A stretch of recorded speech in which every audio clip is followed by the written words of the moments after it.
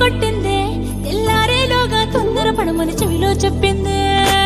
ఈ మాత్రం ఇంటే ఇస్తే సంటే కొట్టే